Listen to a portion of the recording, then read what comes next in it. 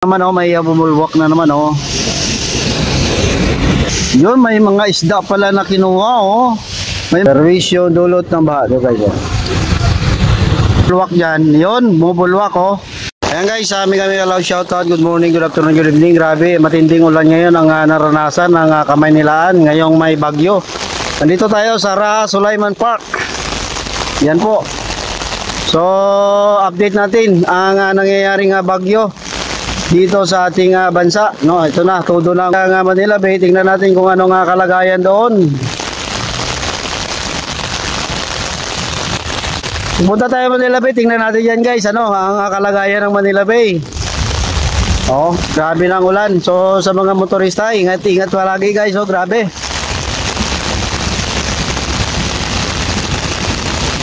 Grabing ulan ngayon. Ang ating iniisip ngayon, baka bumaha na naman dito. Matinding baha dito guys, no? Grabe ang ulan, no? Kanina pa itong umaga, tuloy-tuloy ang ulan. Ito na guys, nandito na tayo sa footbridge papunta sa Dolomite. Ito yung napili ko, medyo delikado kasi doon sa kabila. Pag ganito nga masamang panahon, maraming mga badyaw dyan na namantala. So punta tayo dito sa Dolomite, tingnan natin. Ang traffic, wala masyadong traffic guys oh. At ang kinakatakot ko, baka dito bumaha, grabe ang ulan ngayon. Ang dilim ng Manila Bay oh. Halos hindi makita ang dagat. Hiningal pa ako ah. Yun oh. Daming ibon oh guys. Iyan oh. May mga ibon na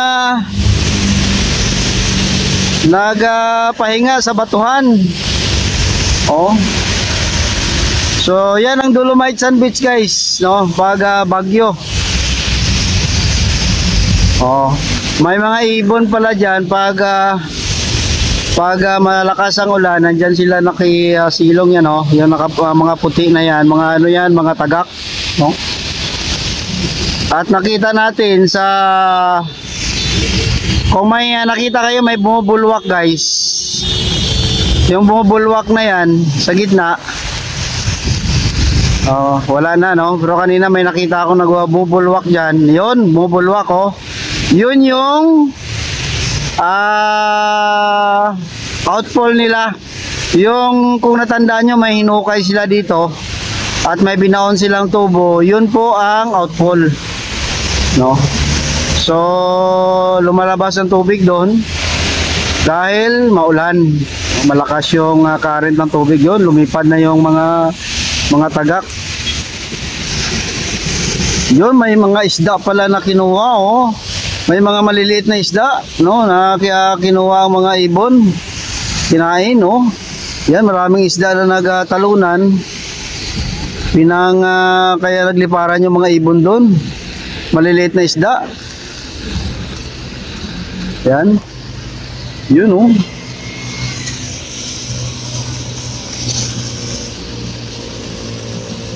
Grabe, bilis nila, oh. Kita nila agad yung mga isda na maliliit, liparan sila agad. Dito sa kabila ganun din oh. Merong lumipad din oh. Yun, nagtipunan na sila doon. Tipon-tipon na sila. Wala, mula dan bas pasingan saglit.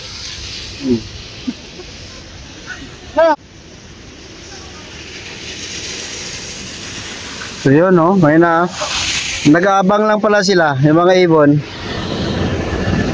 Nag-aabang lang pala sila ng mga maliliit na isda dyan nakakainin yan. Back to base na sila oh. Dyan pala, napakarami dyan oh. Yan. Napakaraming tagak.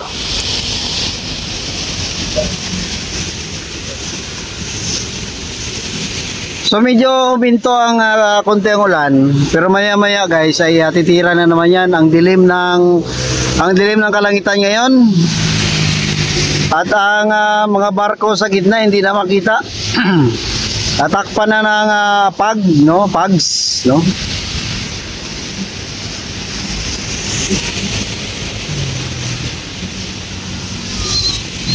Yan. Yan lang pala ang ano ng mga ibon, yung pag may nakita silang maliliit na isda, tapos dumugin nila agad. So dito naman, yun yung hinukay nila, no, natakpan na, kung nakita nyo, yun, no. Pati dito sa ilalim, sa ating ilalim, sa tapat natin, may mga manhole yan dyan, ano, hinukay nila, nilagdagan nila ng tubo, na sa kanilang analyze, yun yung solusyon sa baha. Pero nakikita ko, mabaha pa rin dito, oh, yan, oh, namumuo na naman ng tubig dyan, oh. Sigurado doon sa tapabi nyo, ganito kalakas. Mamaya guys, update natin kung gaano na kalalim ang baha doon, ano, sa tapabi nyo. Pero for the meantime, dito muna tayo sa Manila Bay. So dito naman, ano, ito yung papunta ng Baclaran, no? So wala masyadong traffic. Sa kabila, papunta naman ng Divisoria yan, sa north. So wala ding masyadong traffic. Pero ang hinihintay, pinangangamba ng lahat, yung baha. Isa din tong bahain na lugar ang Roas Boulevard dito banda sa Malati, sa Dolomite, no? Yan ang Dolomite. So ano na to, kila, no? Tanong ba, kilan ba matapos or natumbok na ba nila ang problema or ang solusyon ba, ang hinukay ba or ang ginawa nila, solusyon ba yon sa problema sa baha dito sa Maynila, no? Lalong-lalo na dito sa Malate. Yan. So ang Dolomite hanggang ngayon ay sarado pa rin, ano. So I think tapos naman yata sila na sa kanilang activity. Ang tanong, bakit hindi hanggang ngayon hindi pa rin binuksan? At nakikita ko sa dalampasigan na itim na, no, ang buhangin. Itim na siya. And then yung kanilang outfall gumagana naman. Tingnan nyo guys, yung kung may pressure dyan, nakikita nyo may pressure dyan na tubig. Yan po ang kanilang pressure, ang kanilang outfall, no. So ang tubig ay dumadaan dyan, ano, sa outfall na yan. So buga nila dyan sa Manila Bay, no. Yan yung mga tubig na galing sa mga kanal, no. Tubig ulan po ang dumadaan dyan. Ang mga wastewater kasi kailangan pa nila i-treatment yan. So yan, gumagana guys, tingnan nyo, yan. May pressure sa tubig. So ibig sabihin bumubuga siya ng tubig.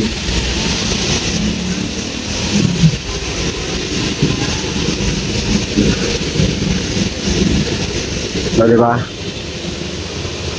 Ang kabuuang Manila Bay, tingnan nyo guys, madilim, no?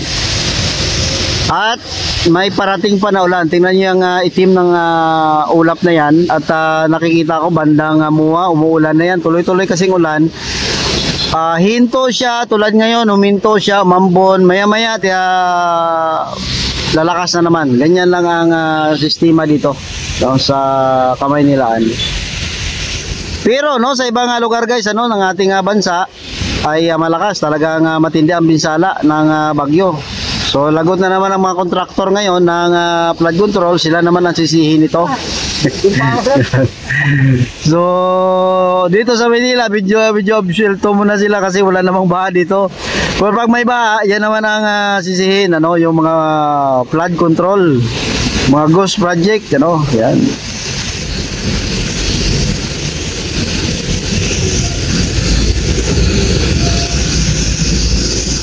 Yan, so yan ang update dito guys sa Maynila, lalong-lalo na sa Malati, no. Kanina doon tayo sa Rasulaiman, nakita nyo rin ang sitwasyon doon. Pabugso-bugso ang ulan, pero yun naman, may bumulwak na naman,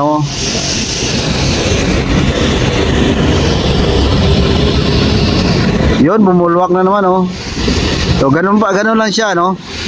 I think may pump yata yan guys, ano, may pump sila na ginagamit yan kaya lumalabas kasi may ano sila may jumper sila diyan jumper ibig sabihin may elbow sila, no, na siguro nasa 90-degree elbow na about 1 meter, no, kasi alam nyo may ano kasi may concrete wall, ano.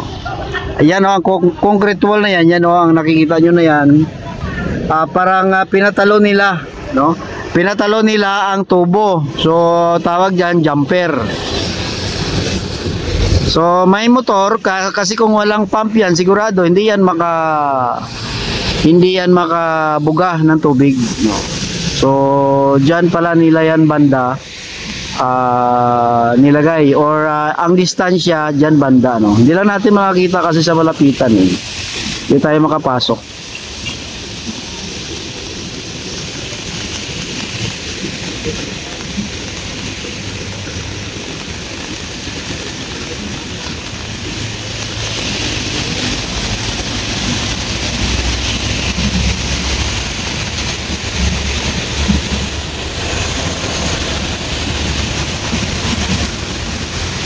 Diba? Guys, ano, kung saan banda yung tubo, diyan yan banda guys, oh. Kung nakita niyo yung puting container ba na yan, diyan banda yan ang tubo na dinugtong nila, nilagyan nila ng pump at yun ang buga, no, yung bubulwak doon sa gitna. So doon nila pinapalabas ang tubig. Yan. So yan ang update dito guys sa Manila Bay. Mag-ingat po tayo lahat. Bagyo ngayon, maulan, basa, no, baha ang ating mga daan. Sa mga motorista, no, mag-ingat po tayo guys. Yan po, salamat guys. Mag-ingat po tayo. Paki-like and share naman sa ating video guys, ano. Salamat po. So ito na guys, oh. Kagaling ako sa Dolomite, papunta ako sa Robinsons. So ito na yung resulta, no, ng ulan. Yan, oh, baha. So, di ba? Ito yung sabi ko no. Pag ganyong ulan, baha talaga ang kasunod niyan. Oh. So dito yan sa may Santa Monica. Oh. Yan, oh. So ang tanong, yung paghahukay nila sa Dolomite, natuldukan na kaya nila ang problema sa baha?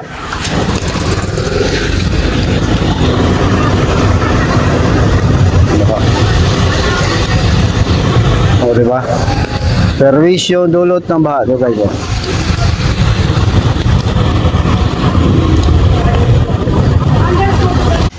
oh. So yun lang, ang ulan hindi naman tuloy-tuloy guys, no? Yan tulad yan, tumigil. Tapos bubuhos naman. Pero huwag tayong pakampante, baka mamaya lalo pang lalakas. Don't celebrate too early, no? Sabi nga, so muna tayo magsaya kasi maya-maya mayroon pang malakas na ulan yan. So dito lang yan, dito pa lang yan sa may gilid ng Robinsons. Wala pa tayo doon sa Top Avenue. Punta natin yung Top Avenue kung ano rin ang sitwasyon, ano guys. Kung pwede mag-live tayo doon. Yan guys, ano, yan ang update, ano. Ito additional lang kasi nagpaalam na ako kanina. Pero nadaanan ko pala may baha dito.